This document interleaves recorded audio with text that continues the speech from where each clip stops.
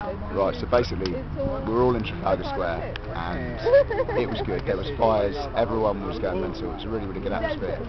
And then all of a sudden we realised that around the square, on the edge of the square, they'd started to build a kettle and there was riot vans in the corner. So everyone started to panic, and one of the fires got put out, all the rigs got turned down, people started to get a little bit sort of worried because they could see it was closing in.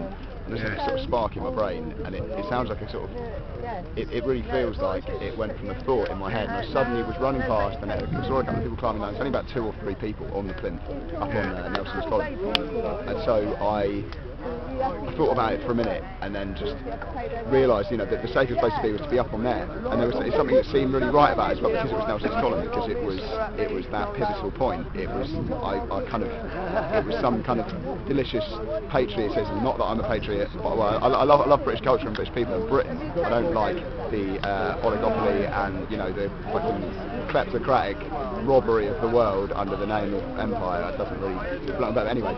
So I just suddenly ran up and jumped up on it and started screaming at the top of my lungs. I was there for about 5 minutes and no one was doing anything, and eventually I managed to get a couple of people up, and then like all of a sudden there was 4 people up there, 5 of us, and I was saying that, look, get everyone else up on the plinth, and everyone started shouting it out. So we started pulling them up, and all of a sudden there's like 20 people, there's like 25 people, 35, 40. And we're up there, and everyone sort of realises this is a safe place, and all the people around in the area all start flooding it, so there's hardly anyone left on the ground. And we tried to cover the whole thing around the corner, or the whole thing, all 4 corners, but it wasn't quite happening. We missed about, we kicked a few of them off and pushed them back a little bit when they were trying to get up, and all of a sudden we're on the front, 3 steps on the front. I was on the right hand side, top right, and all of a sudden you see the coast coming round, and I realised that they were on the steps, and we could see them on either side of us, and we thought about, they were kind of push people off the steps, and they were there for about 45 minutes, and all of a sudden the kettle went from the 2 corners of the edge of the column down the sides, and then around the outside, and then the front of the column there was a big semicircle, and all of a sudden there was all this press. There was, like, you know, press were all over it. You know, it was a very good opportunity for, you know, a photo shoot of being Nelson's Column and stuff.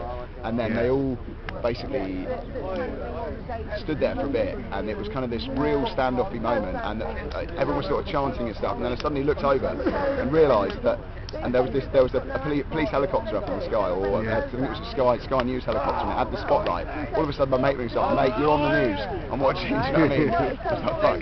And then all of a sudden I realised all the 4 roads, there's 4 roads that lead into Trafalgar, if you're standing looking at the British Gallery, there's 2 at the side, and they've been blocked off as well.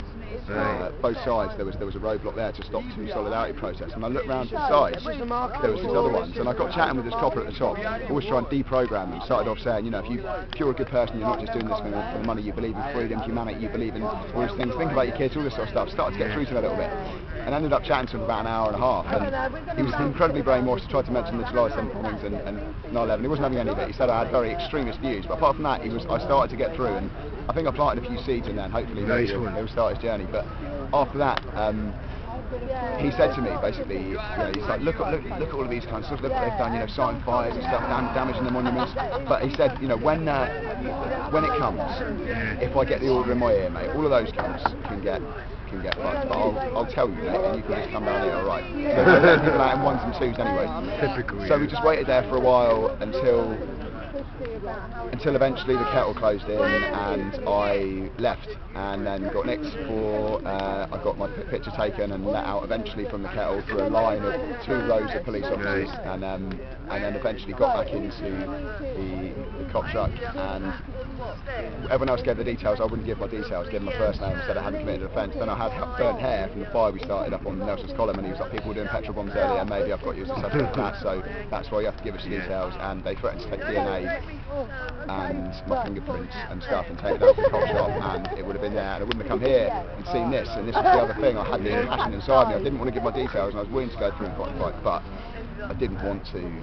I had this feeling there was still going to be something going on, and then I got dropped off on the other side of the river somewhere, walked for about 2 hours, hour and something, and managed to break in through some fence over there with a cop shop, with a copper watching us, and yeah, now I came back here. But I think it's just starting to get light, and even though we got kicked out. So it was a good day then? It was, even though we got kicked out, and even though everything happened, I still think here, today, we've still won, because everyone in London tomorrow is going to think slightly differently, and the seeds are going to be planted in enough more minds now. People are going to realise all these different things. It's a groups coming together, and maybe it's for the benefit of the state. It means that if people do go out and start fucking rioting and smashing police cars, maybe they can institute martial law. If we all go too fucking wild, it might be an easy way for them to cut out the fucking next few years of indoctrination and tiptoe in the toes of totalitarianism. They can just do it. But if not, I think there is.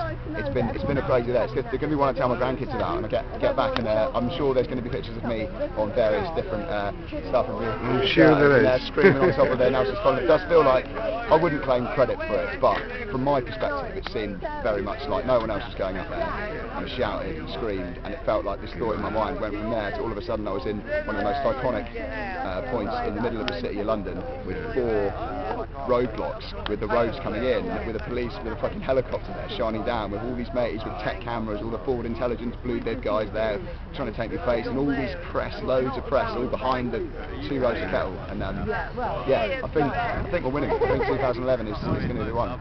Well, that's brilliant, man. Thanks a lot for that. Cheers. No worries. You're not a cop, are you?